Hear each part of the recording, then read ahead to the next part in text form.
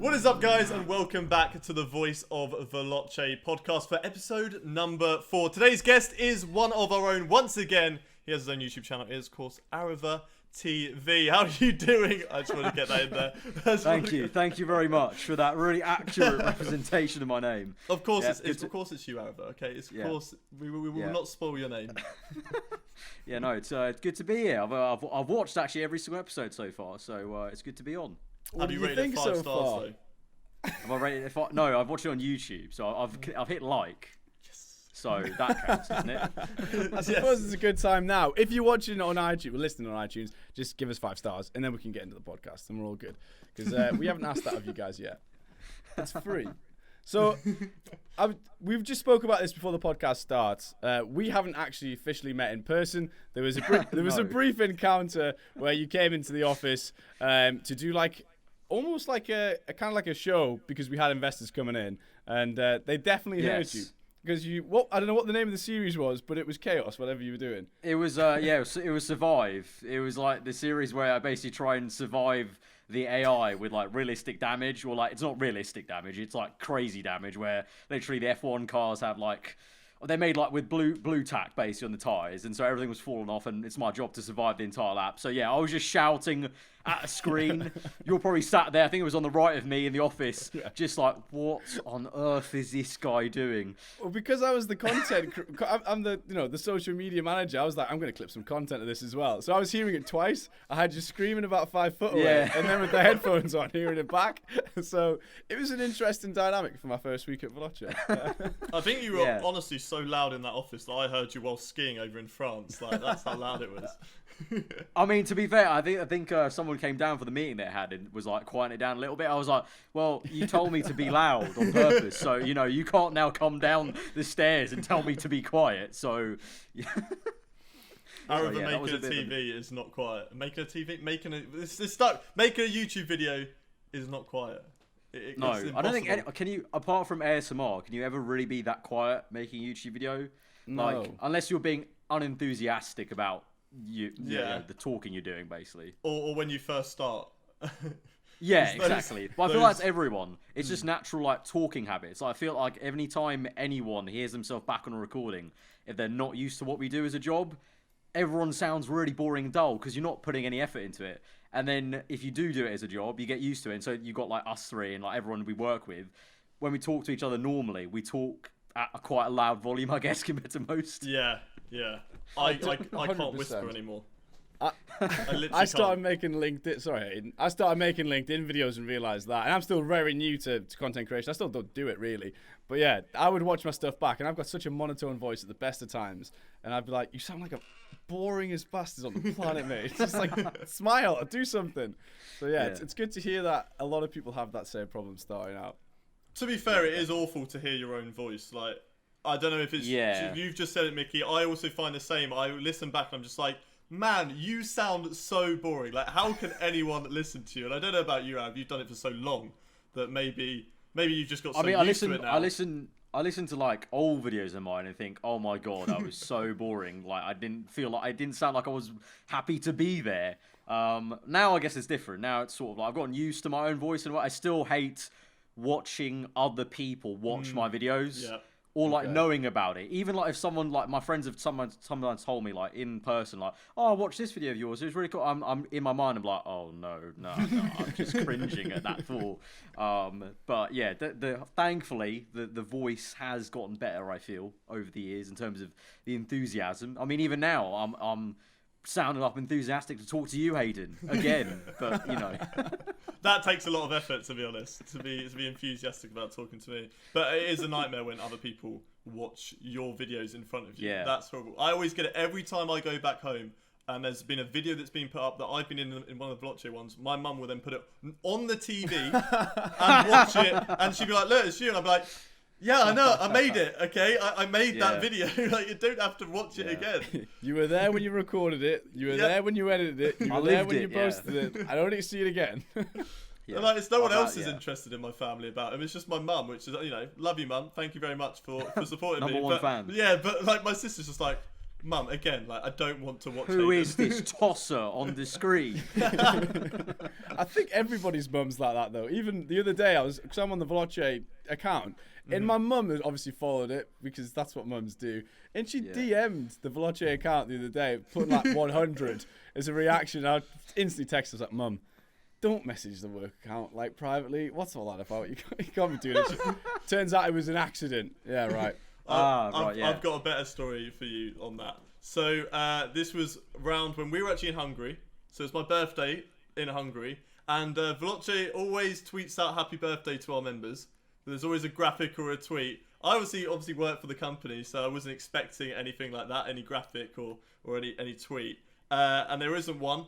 And my mum actually replied to a tweet that Veloce put up that day, being like, "Oh, I see no birthday message for Hayden." I don't know who was on the account at the time. I think it might have been Evan who replied or Jamie. But they were just like, "Oh, it's because Hayden's in Budapest with like most of the Veloce guys. So he celebrated his birthday out with them anyway." And I got back and I just got absolutely ruined. It was just like, "So who's this Julia Chapman?" It was just like, "Yeah, that would be my mum." Good stuff. It's always nice to be embarrassed in front of people for what you do is a daily thing. Like, yeah, it's all good. I mean, I remember back in the day, it wasn't my job back then, obviously, but in sixth form, I once it was like maths class, and my class convinced my maths teacher to play one of my videos at the end of class. And it was the most embarrassing thing I've ever had to witness. Like, just like sat there, curled up into a ball in my seat, just like, why are we doing this? But did they enjoy it? They must have enjoyed it if they wanted it on the TV. It's debatable. I feel like they're enjoying it for the fact that you're cringing at your own work, sort of thing. Not a case of like, oh, they really found that video entertaining. Because I don't think many of my peers back in sixth form liked F1 that much to that level. I don't know how old you are, but so how long ago will that have been then? Was that way before this was? You said it was before it was a full-time job, but it was like a long time before it was an opportunity to be a full-time. Yes, yeah. So I'm 24 now. That was sixth form, so that was like when I was 18 or 17. So that was many years ago now. Like I'm trying to count that on my hands, like 6 years, 7 years. So yeah, it was way before Veloce was even Veloce Esports was a thing. I'm sure Veloce was around as a sports agency, I think, before in that time. But little did I know our paths would cross. But yeah, that was a while ago. Thankfully, it's moved on from then, and now I can just get embarrassed by my friends in person instead of in front of a class, which is more manageable.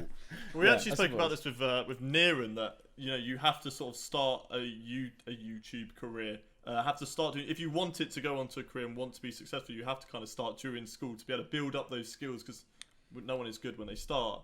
But it's always difficult, I suppose, because you have loads of people at school, and there's always that risk of people finding out, especially in school. It's very easy. People take the piss out of you for literally anything. Someone could have something, they could have just a nickname with the rest of their life over spilling their orange juice over them, and they should be called Orange or Box. Is that an admission? Are you admitting that you had a nickname over spilling orange juice? No, I can't remember. I think it was it was the headmaster, no, the sixth form leader in the Inbetweeners. That guy, what's his name? Mr. Gilbert. Mr. Gilbert, the actor who plays him, he did a sketch show where he went through loads of people who had nicknames for very stupid reasons. Anyway, I'm going off on a tangent again. But yeah, all those people that might have just been laughing at you back then, it's just look at where you are now. So you have to kind of go through that phase of being young to anyone who's out there take the pain back then. Like that was like everyone had like you said, everyone has their thing in school, like the thing you're known for in the year group. Like you got like the typical sports people, the nerds, like this and that. And that was definitely my thing. Was just I was like known as the person who made YouTube videos in our sixth form. So it was definitely on the butt of the joke then, and now it's sort of just like, okay, well now I'm the one doing YouTube as a full-time thing. You got the last laugh for sure. It's not like last laugh, because I think thankfully quite a lot of my close friends group in school were quite supportive. Like the three friends that I'm still closest to now from school supported me then, and they still support me now. So it's kind of cool to share that with them right now. But it definitely is that thing of it's good to go through it at an earlier age, because then you get to a point where you can go full time and you're in the right place, right time. And it's all, you just need that time as well. Like in school, you just got so much free time. I Yeah. guess school kids don't realize that, but they have so much free time to just do YouTube, so it's the perfect time. Whereas like if like let's say I had a full-time job now at 24 and I tried to start YouTube, I wouldn't have time, like 9 to 5, and then trying to do it. Like, I think Hayden, you mentioned it in a previous podcast about like when you were doing it, even starting working at Veloce and then doing your own videos, or even before then when you did like working at Tesco and then did videos. It was such like a grind of like you're pretty much working 24/7. Yeah, pretty much. You have to sort of start. I'm not saying like everyone has to start. But the best time, if there's anyone watching at home thinking, you're in school at the moment, you're thinking, should I, shouldn't I? Am I going to get taken the piss out of? Just honestly go for it, and maybe not tell people if you are really that worried about it. Don't tell people, or don't have like such an obvious username or something like that. Something that isn't too related to, so you can sort of keep it on the side and don't have your first name plus your last name and surname. Don't do that, God. but you can just sort of build your own skills, and then when people do find your videos, they're like, do you know what? Actually, these are quite good, because no one's going to be good when they first start out. I wasn't good when I first started out. I'm pretty sure you will say the same. You were not good when you first started out making videos. You develop those skills, and you'll be walking into your school reunion just like, now look at me. Now look at me. So I suppose you've got to have that humility. Like you say, you're not going to be instantly huge, so you've got to deal with the fact that you might get no views, you might get no likes, and ultimately that doesn't even matter. And from my perspective, anyway, it's more a thing of if you enjoy doing something and that is your creative outlet, and that's how you channel your creativity, then just go ahead and do it 100%. So I suppose on that, like from your perspective, how did you actually start? What was that thing that launched you into doing it? I'd always loved YouTube, watching YouTube videos. So it was a case of like I liked what people were doing. I always watched KSI from when he first began on FIFA, like real old school UK YouTuber. And then people like Jericho, who still streams to this day. I've been watching him since like the very beginning. So massive inspiration. And then it was a case of, what game could I do? Well, I'm only kind of relatively good at F1. Like, I'm not great at FIFA. I'm still not great at FIFA. I wasn't great at COD. I'm still not that great at COD. F1, I'm pretty sure most people say I'm not very good at F1 either these days. But I'm good. I'm better than the average player, I would say. So I'm good enough to make a video, which is the sentence I always say, which is like, I'm always fast enough to make a good video, but not fast enough to have the AI be boring, which is a really good sweet spot that I operate in. Yeah. Whereas like you've got people like Ben who are quick enough, and so he gets bored of career mode quite easily. Right. Anyway, I digress. So got into F1 because I thought, okay, there's not many people doing F1, and it appears like I can make a pretty okay video against AI. And it was just a case of going from there. I had only just got into F1 as well. I think that helped that. I only discovered the F1 game about 2 years or so since I started getting properly into Formula 1. So that definitely helped, like the two in tandem going upwards in terms of my interest of F1 peaking as my interest in the F1 game also went up. Yeah. And then just went from there. Like you said, like doing it for fun as a hobby during school. Still did it as a hobby going to university. And then about, I don't know, halfway through uni, it kind of became like a part-time job then. And then as I got to graduation, it became then a case of, okay, let's take a leap of faith. Let's just see how this goes. Let's put the degree to one side, and I haven't looked back since. So yeah. So you're like Mika Hakkinen on his sabbatical. You're just still extending it. Yeah, I'm still in that leap of faith year from 2017. I'm still falling, and I'm just waiting for me to crash down spectacularly on the floor. And when that happens, I'll leave YouTube and do something else. That's a huge kudos, though, to actually take that leap of faith, because so many people, could do that, and society around you doesn't. Well, I suppose now it's totally different, but especially back then, society around you doesn't tell you to do that sort of thing. You get a degree and you get a normal job sort of thing, and that certainly wasn't a normal job back then. Was there anyone who was trying to like convince you to do anything else? And if so, what was that? Thankfully not. Perfect. I'm very grateful to both my parents for being very supportive of that whole, take a year out. Because I think that by the time I finished my third year, pretty much as soon as I finished my last exam, I was like, right, this is the date. So I'll give myself 1 year from now to go full time, and we'll see how it goes. And from literally that point on, at that point, my parents had already seen how serious I was taking it, I guess. And also at that point, I did have a few cool opportunities to do some things and travel somewhere. And it also helped that literally, I think it was like literally a week after I finished my final year exams, I was on a plane to LA to go to E3 with EA. So things like that, I think, convinced my parents, like, okay, he's doing okay for himself. I think we can let him do this for a year. Yeah. But it is a miracle to this day. My parents still were all cool with that through uni and everything, because obviously, as you can tell, I'm brown, I'm Indian, and the stereotype is very true when I was growing up that they're very, very hard on me to do well academically, and I was doing engineering at uni, so even that was set on a path of like, I want to be a very big nerdy Indian guy, going to try and get into F1, do engineering. So the fact that they even let me entertain the idea was pretty sick and very unheard of, really. So very grateful in that kind of sense. That's awesome. I mean, it's such a great thing though, and it's something that I've actually always admired of you, is the fact that you've done an engineering degree whilst also building a channel at the same time. But you laugh at it, but there is so much dedication that has to go into both of them, and it probably took a lot. Definitely in your final year, yeah. I think Tommy of WTF1 said it to me once, like a few years ago now, but it still resonates with me. He was like, he tweeted me one day. He was like, I don't know how you physically actually kept up with everything, because in that final year, I was doing a final year of engineering, which any engineers know out there, freaking difficult. Dissertation, all that, lots of coursework and stuff. Final exams. Then upload. I think I was still uploading about 3 or 4 times a week. Even during my exams, I was uploading once a week, and it was like My Driver season 6, so it took a lot of work for that one video a week. And in that final year, I was also losing weight that entire year. That was when I started my weight loss journey as well. So I was juggling those 3 things. I don't know how I've survived it. I shouldn't have. All the odds were against me, but we made it. We pulled through. Exactly. It was all worth it now. So now I can relax a little bit and just do the YouTube stuff. So I suppose on that, it leads us quite well into the My Drive series, because you've just launched the new series yesterday. Yes. So you can plug it however you want, describe it however you want. To assume people have never watched any of it before. I'll just let you know that this will go out on Thursday morning. I think episode 1 is going out this evening, if that's correct. Yes. So just so before you start spoiling episode 1 and start going on about that. But go ahead, My Drive. So youtube.com/Aarava, if you don't know, 7 p.m. today.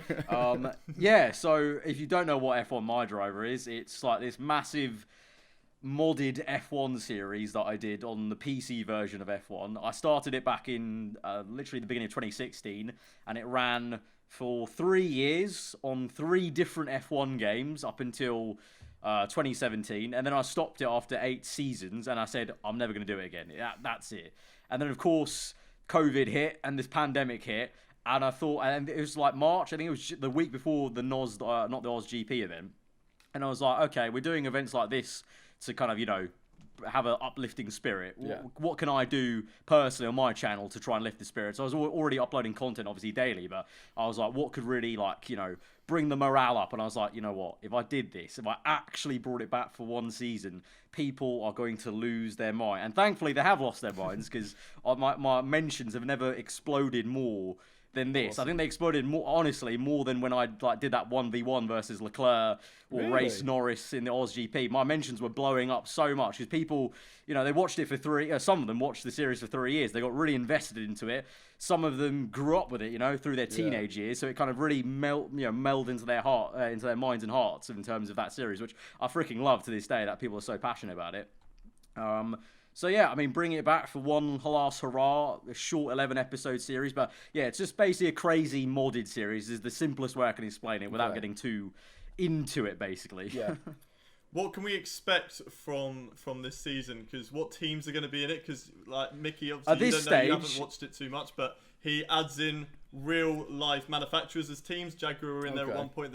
They're not in the actual F1 season. Drivers as well from F2 and lower categories can get promoted up. So what can we expect? Well, at this stage, if this is being uploaded on Thursday morning, the pre-season video has already been out then from last night on Wednesday. So the entire grid's already been revealed. So we've got obviously teams that I'd already introduced in the series returning. So we've got Audi Sport GP, we've got Jaguar Racing. I've got 2 new teams of Porsche and Aston Martin that are replacing Racing Point and Haas. They're no longer on the grid.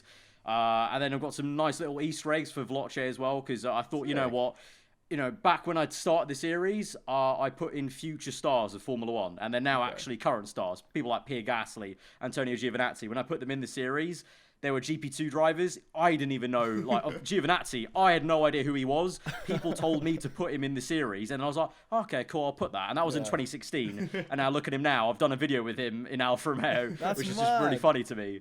But yeah, so in that kind of way, I'm not trying to sound like too egotistical about it, but a few people in the F1 community know of certain drivers because of the series. Like, they got to learn about them more, or like knew about them earlier in their career because of that series. And the same thing with Sophia Flourish. I put her in the series as the first female F1 driver in a long while back in 2017, way before her like massive crash in F3 and before she became really well known.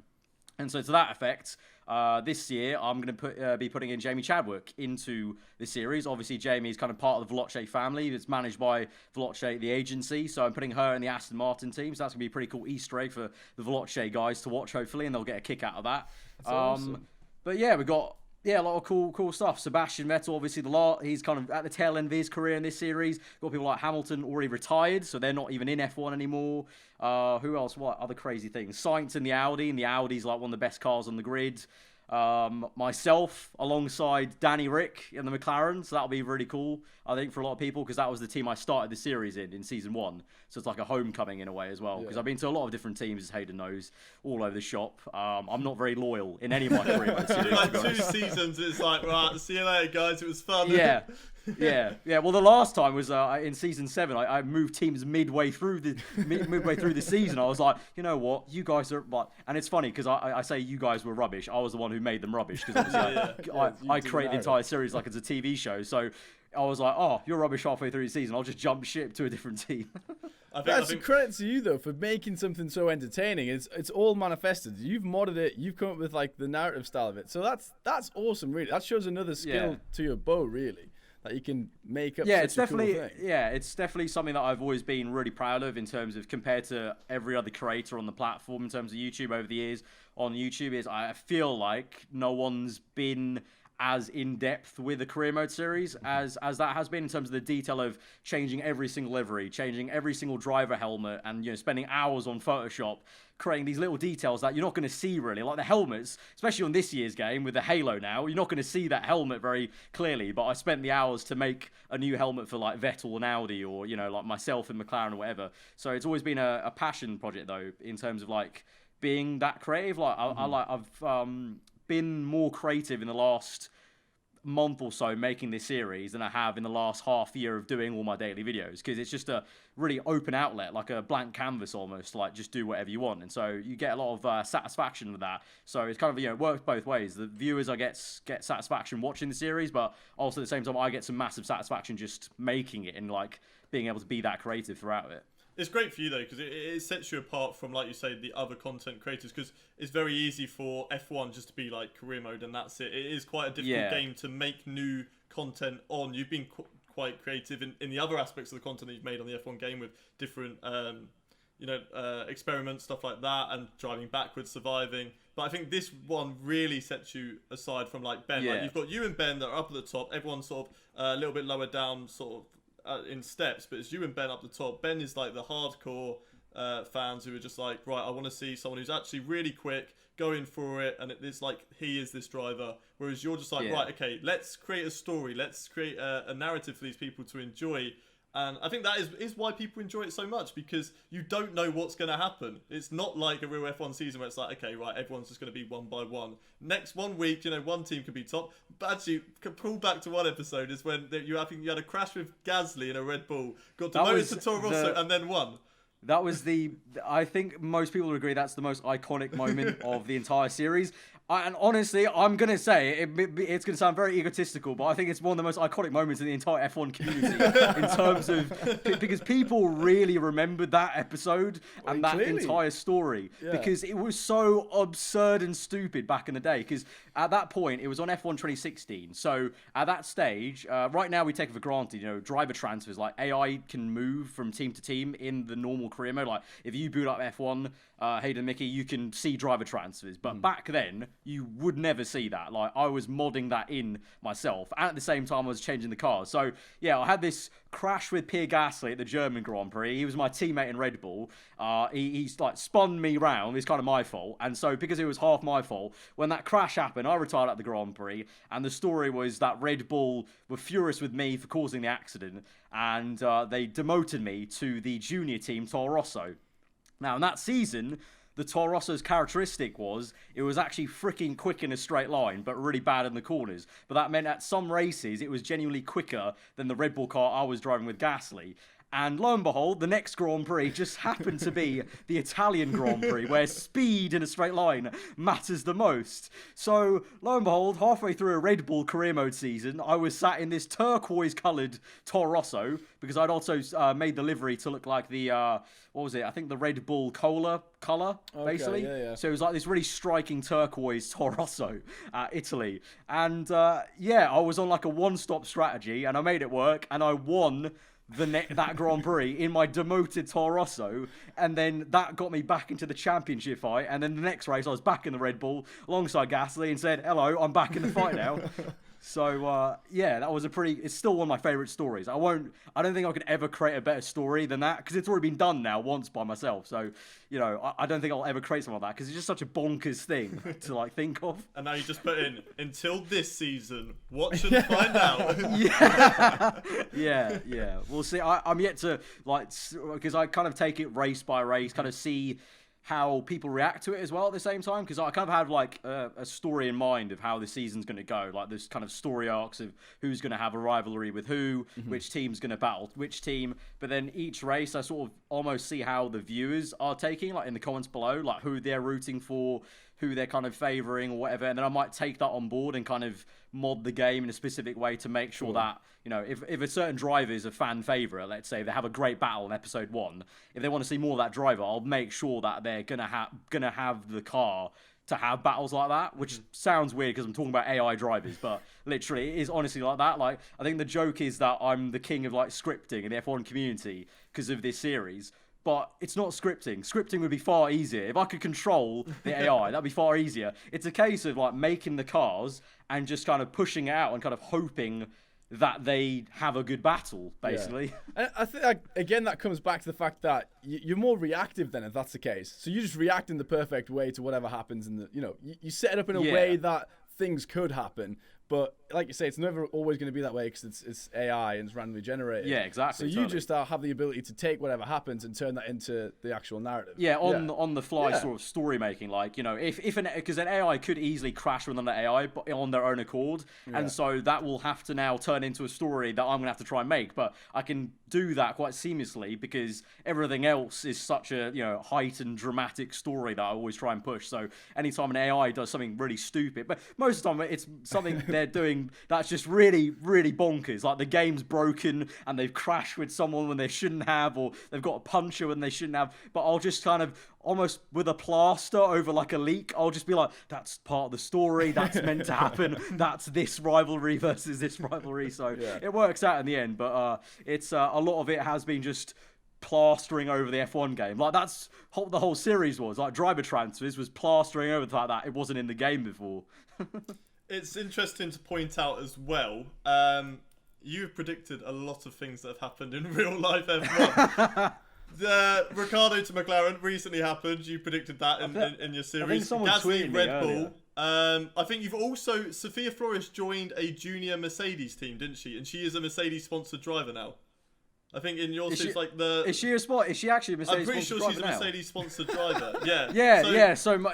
Were you just visited one day by your future self, who was just like, by the way, here's a book of all the winners of like F1 from this year, like Back to the Future, you know when. I put Sophia Flores. She was in the junior. Where it was basically because I turned Mercedes into like into the Monster energy drink team. Cool. So I basically created a secondary team called Monster Rehab, which was F1 car painted in the pink livery of the Monster Rehab can of pink lemonade. Yeah. And I had Sophia Flourish in that. So okay, I didn't actually know that she became a Mercedes driver. So that's one other thing to add to the list. But yeah, someone tweeted me earlier. I got it here. Like apparently, so it was Sauber changing to Alfa Romeo, which is quite nice because we work with the team now. Yeah. But back then I was like, yeah, Sauber are going to turn into Alfa Romeo, and then they lo and behold did it. So that was great.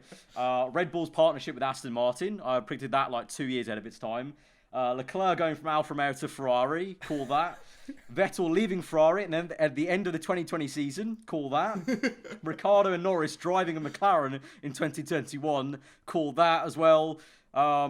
What else? Rosberg retiring out of a top team, kind of, sort of, almost called that. I did it. He retired out of Ferrari in my series. In real life, he retired out of Mercedes, but he retired out of a top F1 team. So there's been a lot of weird crystal ball moments where it's been kind of like people have been like, yeah, my driver never stopped. It just became real life. Yeah. It's almost like the F1 drivers are watching your series to be like, I need to get some tips from Aarava. Yeah, just like, yeah, it's like Leclerc sat there like, you know what? I need to go to Ferrari, you know?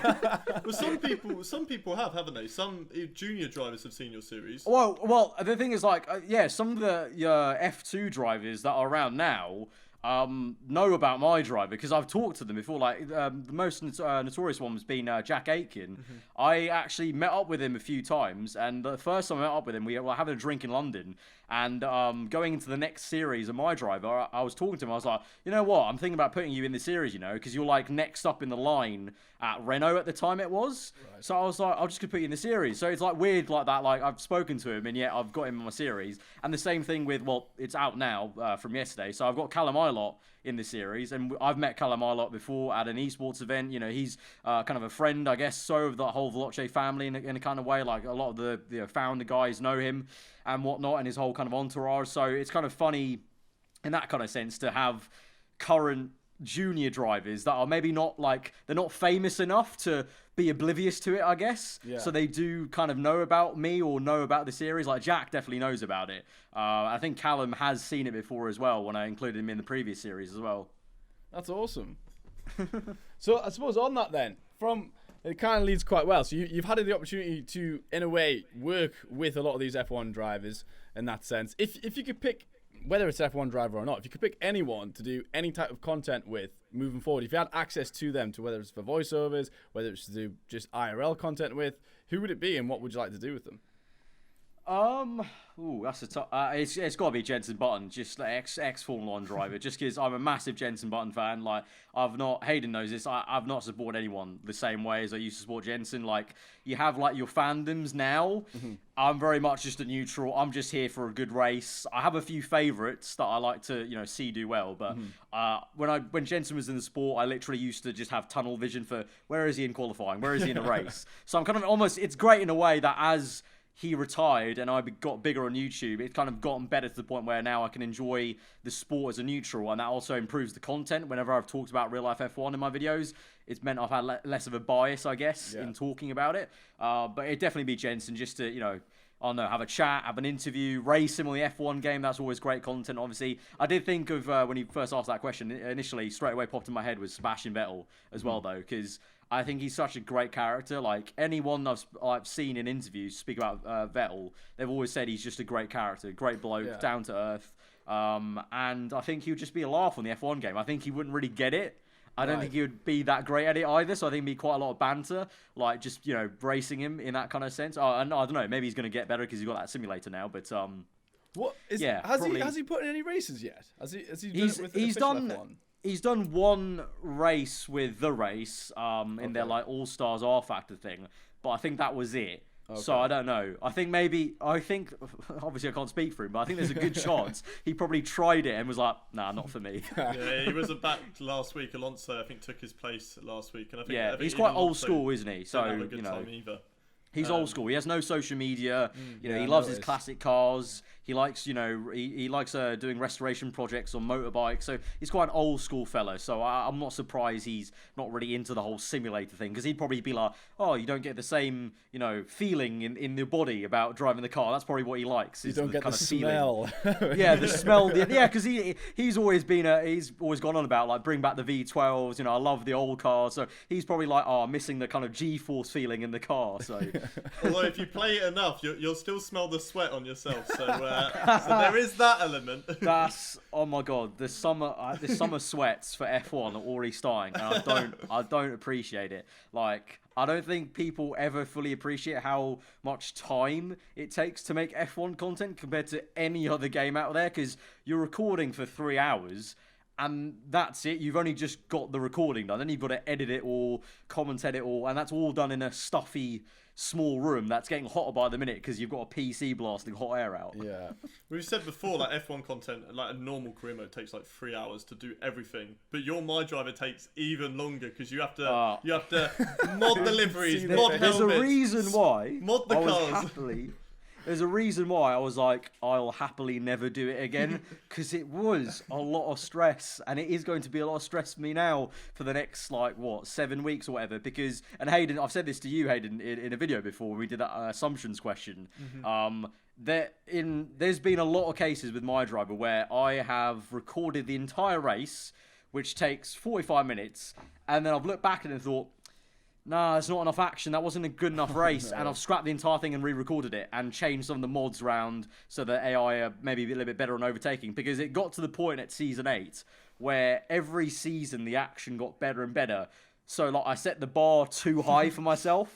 That's a good thing, though, but it's from your time perspective. Which is why I'm saying this now for Season 9. I will only be re-recording maximum 3 races over the course of the season. Whatever happens. I'm not going to stress that much because also I don't have the time now, because these days I'm doing content every single day, whereas before I was doing it kind of, not every single day. So I could have that, pleasure of taking an extra day to re-record the race. Yeah. Yeah. But it takes a while. Compared to especially other games where you can just kind of live comment. Yeah. And you've already got the commentary baked in. That's another thing. Compared to that's not even a F1 thing, to be fair. That's just kind of more of a me thing. Compared to Ben, I think Ben does a lot of live comms. Yeah. Whereas I've never been able to live comm. I can't drive and talk. I just prefer to be silent. And then also at the same time, my commentary style kind of suits doing a post commentary anyway, because I've gotten so used to over the many years being able to commentate as if I don't know what's happening. Which is a really weird skill if you think about it. I commentate the Veloce events we've been doing, and that's fine because I genuinely obviously don't know what's happening because it's an online thing. But I think people don't maybe clock how weird of a skill that is to learn, of commentating an entire career mode race and talking and genuinely sounding like you don't know what's happening. Yeah, with no dropping any spoilers or anything like that. Yeah, I can imagine that being quite difficult to do because it's almost like you're second guessing yourself. Wait, has that happened in the race yet, or is that gonna happen? Yeah, no. Yeah. Well, that's the way I edit it though as well. That's a really positive thing though, because I've now really got into a swing of I'll even as I'm racing, if I've done a crazy overtake or there's been a crazy moment, I'll remember okay, so this lap that was a madness. There needs to be a crazy edit on that part of the race. Yeah. And then in the edit, I'll edit it and make sure if I know I'm going to talk about an incident for longer, I'll leave a bigger gap of the clip. So I know that, okay, I'm going to talk about this for a minute. There's been a massive crash or some insane overtake. I'll be okay, I'm going to talk about this and milk this for a minute, and then I'll move on to the next bit of the highlight of the race. So it works quite nicely in synergy. It just takes a bloody long time, everything, to do all that. I was honestly about to try and think of a way to segue into the commentary that you guys did together on Not the GP, but you kind of already did it in a beautiful way, really. So, I've got a question for both of you guys, because from my perspective, you're better men than I am, because there's no way I would have held it together when I was doing the interview with Danny Beresnay, and I don't even know which driver came over the comms, but when I hit you with them, my name is Jeff, I was pissing myself at home watching it. I was like, how have those guys kept a straight face? I think it was Charles. It was Charles. You did it twice as well. So how did you hold it together during that? If you watch, I do actually laugh. I do actually I think you laugh as well. Hayden smirks, and then I look at him and acknowledge that I've just heard that, right, yeah? And he starts smirking some more. I'm like, yeah, I did just hear that. And I start laughing a little bit. And then we held it together for the second time. But the first time I was like, have I just heard this correct? Have I just heard it? Do the My Name is Jeff thing. I was sat here watching, I was dying. I was thinking, how? Because you could see in your eyes that you'd heard it. And I was like, how have they held that together?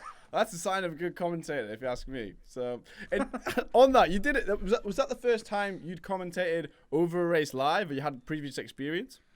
I've done some live commentating before like that, like way back, like for some like league races on a live stream before. But generally, obviously, yeah, I do kind of post-com offline stuff, usually with myself and AI. So it's not like my usual domain. But at the end of the day, like I kind of said to these guys after when they're like, "Oh, great job," I was like, "It is kind of what I do every day anyway." Like you know, it is actually no different. It is kind of weird. Like I'm commentating on Charles Leclerc, the driver.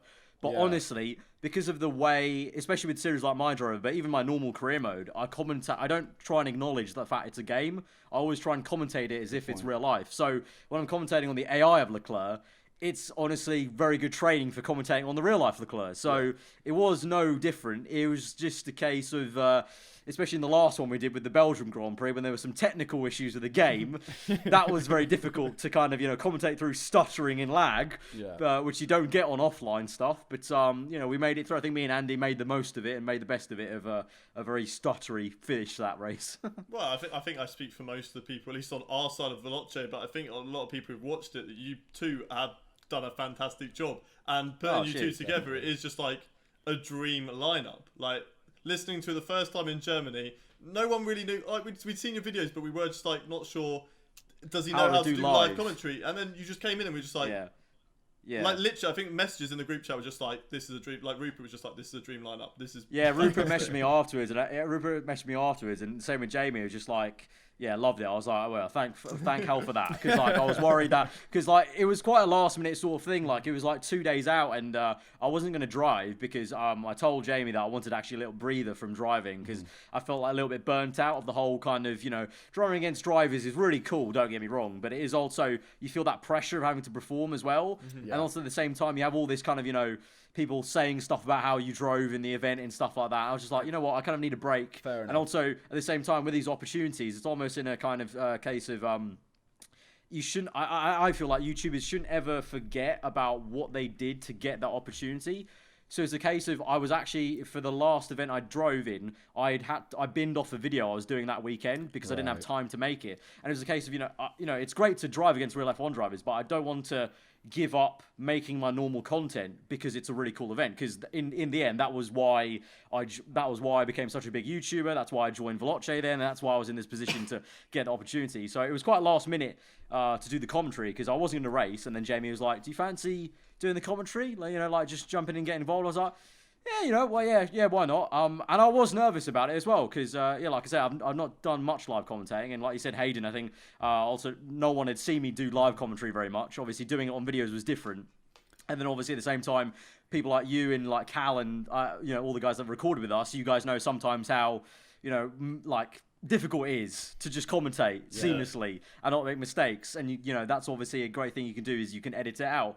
But having Andy there and having two commentators, honestly, it's actually a godsend having two commentators, and it actually takes out a lot of the difficulty. Like I think it's genuinely more difficult to do a commentary on a race, like a career mode, where it's just you talking, than it is with a second person. I actually find the commentary with Andy a lot easier to do because the point at which you would make a mistake in the career mode commentary or like mess up your word is the point in the commentary with Andy where I would take a breather and give it off to him. And so whilst he's commentating, you can take that breath, you can get the saliva out your mouth, and you can kind of rejig your mouth and be like, right, okay, come on, can we say the next words again properly? Like and you can kind of reset, and then you can go again. And then also the way I think me and Andy have like found the rhythm of passing off to one another at pretty decent, cut-off points of like, okay, the overtake's about to happen, gonna hand it off to you, Andy, or there's a great move about to, come on through, here you go. I think we found a good balance, I think, personally, and it was a real nice balance, I think. It wasn't as jarring as I thought it was. My heart was pounding before in that German Grand Prix, Hayden. Like, when you started talking and you were about to introduce me, and you had told me before, like, this is what I'm going to say. Can you just say something along these lines of like, it's good to be here, and you're going to talk a little bit about your experience with Leclerc. I was like, okay, don't mess up, don't say anything wrong. And I was like, and then like the quali started with Andy doing the rundown, but then as we got in, it just got easier and easier to do because it was like I don't know, it was like almost like in my head I was like, why am I worried? Like I do this every day. Let's just shout at some drivers racing, who cares if it's virtual or, if it's AI or not, and who cares if it's live or not on like the Veloce and F1 channel. Let's just do what I do every day. So have fun. I'm The glad I wasn't adrenaline the only converts as well. Sorry, Hayden, go on. I was just gonna say I'm glad I wasn't the only one whose heart was beating, because literally Yeah, every single yeah, time man, I've nah, done you're one not of these alone. events, Yeah, you're not alone. Before, my heart is literally beating. I can see it beating out my chest. Like, that's how nervous I am. And last one, I was perfectly fine until I started talking, and I could feel myself. And you get into that stage where you're talking, and it feels like you're out of breath talking. Like, do you get the same thing where you're just talking normally, but you're just like...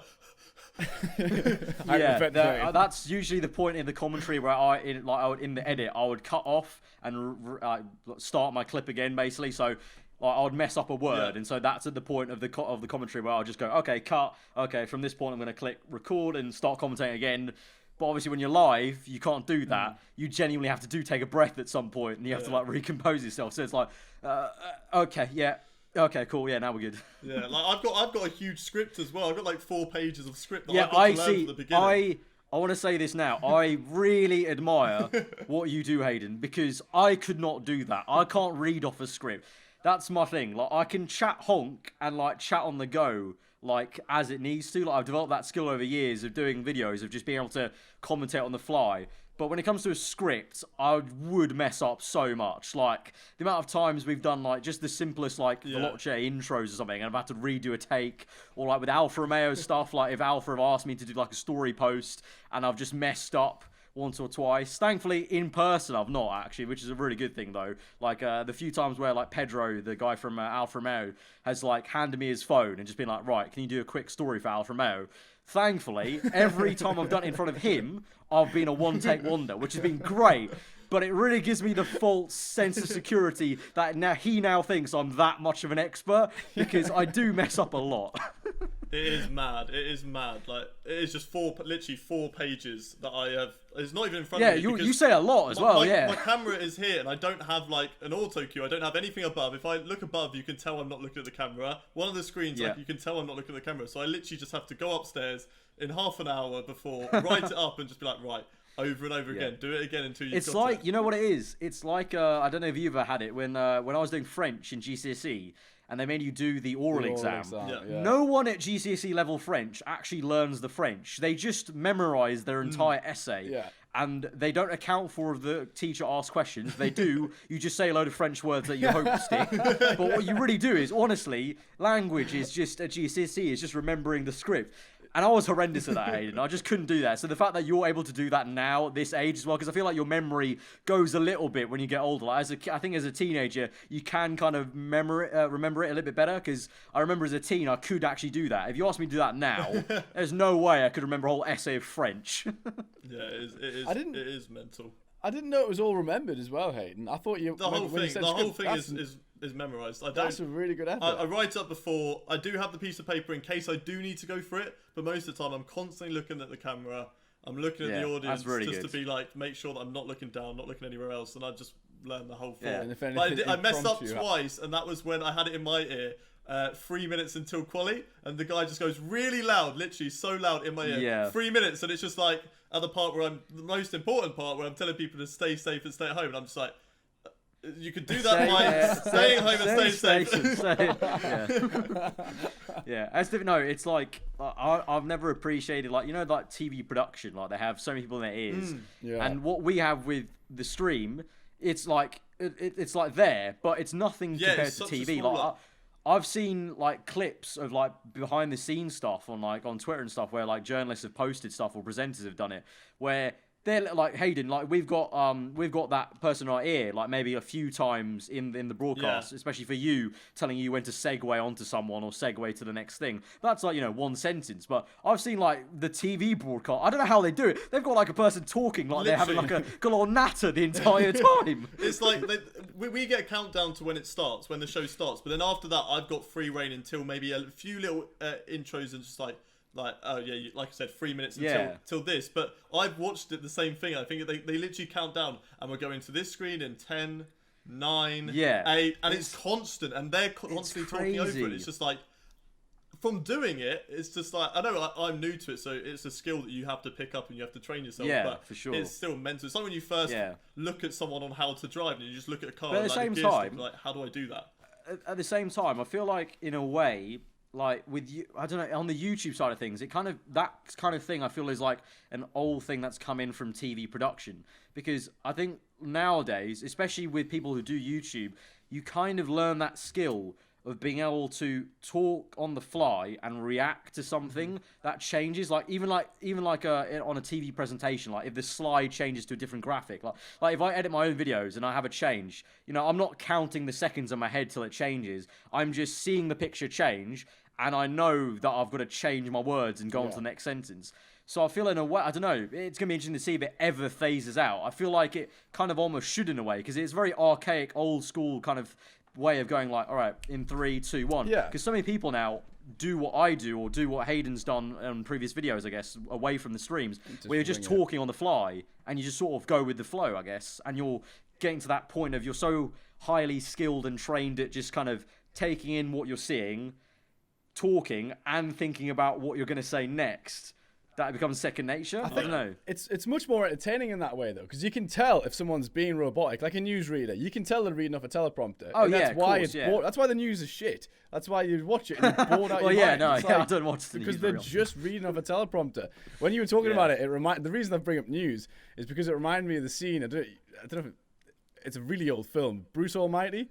When he's typing away, changing the teleprompter for Evan Almighty's character. My tiny nipples went to France. So he's reading it out.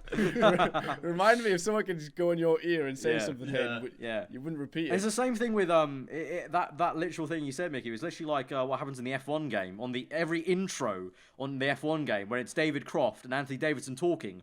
Because Codemasters have clearly given them a script, or they've made a script for themselves that they've, like everyone signed off on the script, like, this is what we're going to say for every intro. Yeah. It sounds so robotic. And even though it's Croft and Davidson, like legit the two people that do it in real life, it sounds nothing like them in a way, because they're like, and here next is my friend Anthony Davidson. Ant, how are you doing? Like, yes, it's been a long F1 season, even though it's been the 5th season. Like, I can't, it's just like, we can tell there's a script. Like, it's so much better when it's just off the cuff. 100%. So on that, I suppose, we're hitting the 52-minute mark. I wanted to jump into Marvel.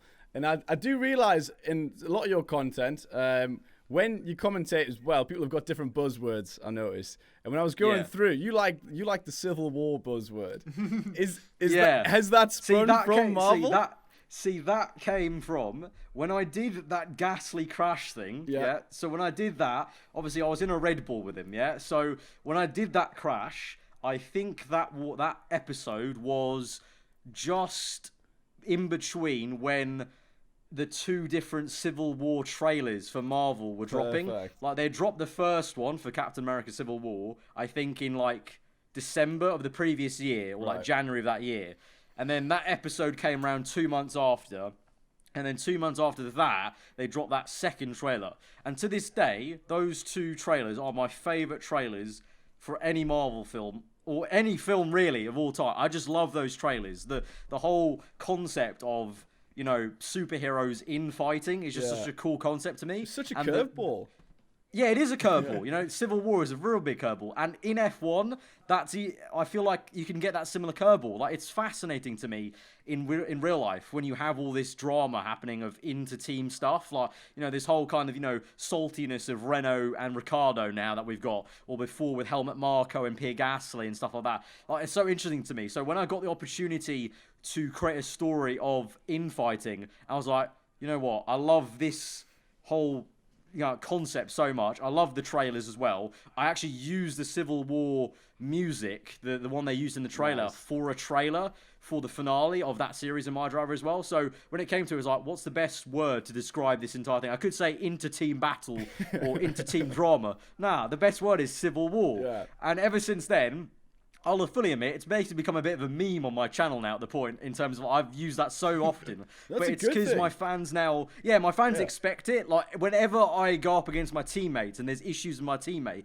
they know I'm going to use the word Civil War. Yeah. But it's because they know from My Driver that I just love because they understand I love Marvel as well. Because my helmet design for my driver every single season has been a Captain America shield on the top, and has been Iron Man versus Captain America on the kind of back face plate of the helmet. So they also understand the reference as well. It's not like they just think I've come up with the coin buzzword Civil War. Yeah. They kind of get the reference as well. So it's a kind of a cool little thing that's just ran ever since. It's like an Easter egg. No, I really like that. You also have it in a lot of thumbnails as well, where you have it's like Captain America and Iron Man, where they're facing off with each other. In the movie posters, you have that a lot in your for all like the like I create like these movie style kind of posters to advertise the finale usually of my driver for every like the last race of the season, and so the common theme has been like basically ever since season 2, which was again around the same time as Captain America Civil War coming out. I photoshopped the in-game driver's head, like with his helmet on, like my helmet. I photoshopped that side profile head onto the side profile of Captain America on that poster they had for Civil War, where it had on both sides, you had Rogers and then Stark on either side facing each other. I basically photoshopped it to look like that, and ever since that's been the thumbnail style for my driver as well. It's been on the left-hand side of the thumbnail, you have my driver in a Captain America suit with the helmet on, looking that way, and then like Hayden said, for the finale, I always have my rivals facing the other way. As a sort of like a clash sort of thing. So there's a lot of common themes there. So is Captain America your favourite one then? I'm picking up that for vibe. sure. Yeah, definitely my favourite Marvel character. For sure. I don't know what it is. It's just the sense of like what his character kind of embodies, like all it stands for, and that just kind of like upright nature of him, I guess, in a way.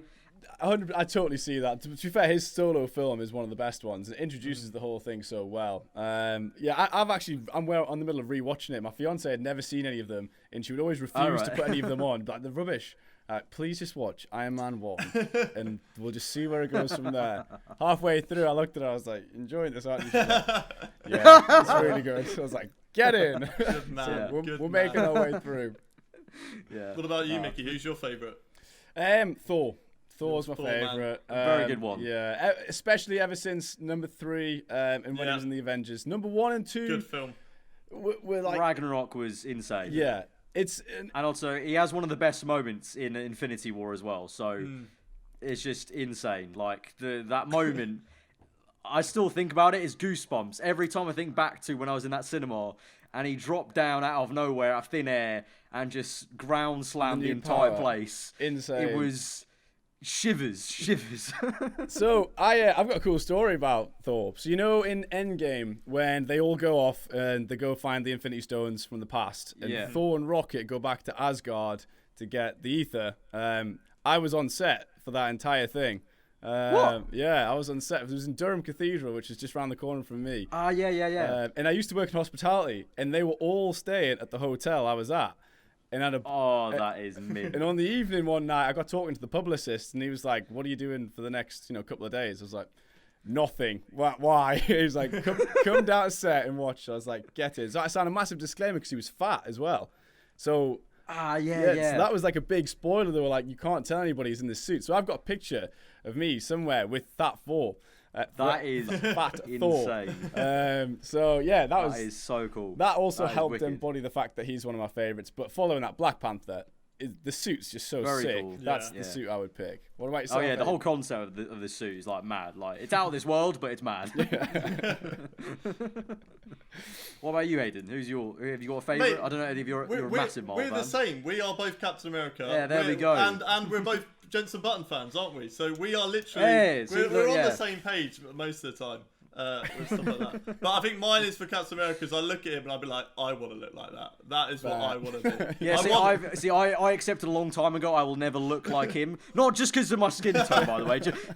Just for the fact I will never get that ripped. But it was just a case of I just like what he stands for. And then also at the same time, in Civil War, I feel like he was the underdog side compared to Tony Stark. So I was like rooting for the underdog. It's cliche in a way, but I kind of like the fact that he was obviously, compared to Iron Man, a little bit less powerful in terms of all he's got is the shield, his strength, but Iron Man's got all this stuff he can shoot at, basically. So, I'd always go to the gym and just be like, right, I'm going to get like that. I'm going to work hard. I'm going to get that. 2 weeks down the line, I'm eating shit. I again. remember you one time. I think it was like 2 years ago or something. It was like in the first year when we met each other. You had you made this diet or regimen, and you call it the Captain America No, diet. I found it. I searched up. I needed to find out what he was eating, what his workout plan was, and I literally found an article online that was his workout and also what he was eating. And I think it was for a month straight, I was on that. And in all fairness, I did make some good gains. Like I was leaner, but also putting on muscle.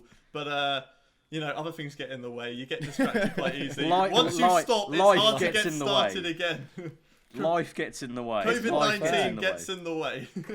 I did the exact same thing for Brad Pitt and Fight Club. Googled what did Brad Pitt eat for Fight Club. It turned out it was pretty much nothing and worked out every day. It is literally chicken nothing. And rice. No. Chicken and rice for dinner.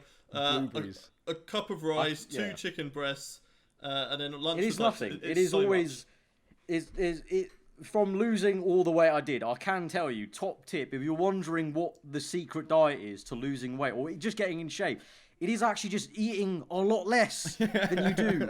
Like, honestly, people ask me how I lost all the weight and stuff. I didn't even exercise that much. Honestly, it was just all about diet, and it was just eating a lot less than the average person does. Water and chicken. That was it. It was literally, it's no lie. It was water and chicken on the side of chicken, and desserts more chicken. It's just that. That's it. It literally is. It literally is. Any diet will say. Unless for you it was different because it was like losing a lot of weight, so it's just the protein. But for it's just about getting putting on muscle as well. It's rice, but you have to try and figure out smart ways to put flavouring on it because you can't add stuff in that's going to put like more fats on or more carbs on that's going to ruin the gains. It defeats the purpose then. Yeah, a lot of salt and pepper chicken with rice. Chili. Chili's good. Chili's good. You So can get that helps Nando's metabolism powder. anyway.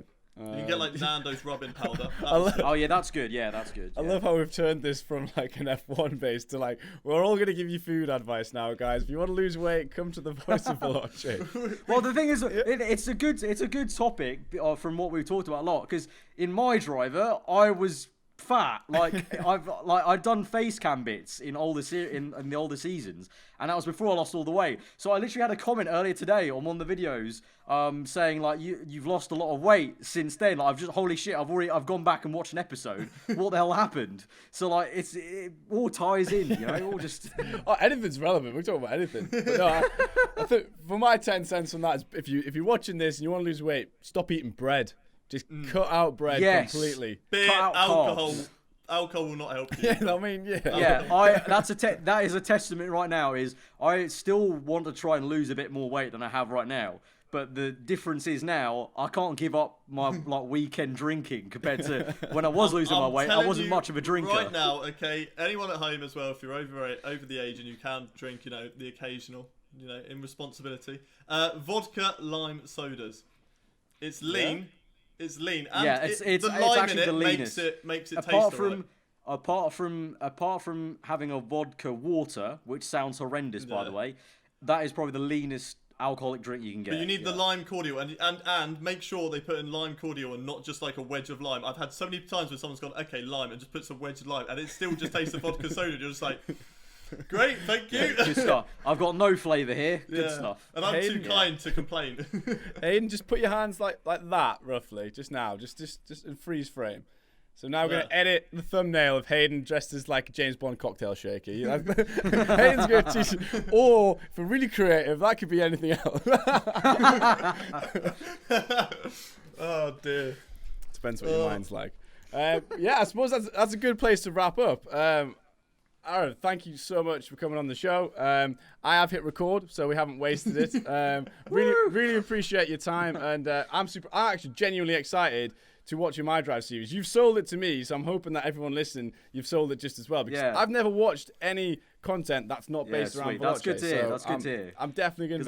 That's literally the only worry I have is because it's been so long since I did it. So there's been like 140 plus thousand subscribers that have come to my channel since then. So there's the slight worry that I upload the first episode and no one cares. So that's a good sign. Yeah. 7 p.m. tonight. 7 p.m. tonight. Tune in.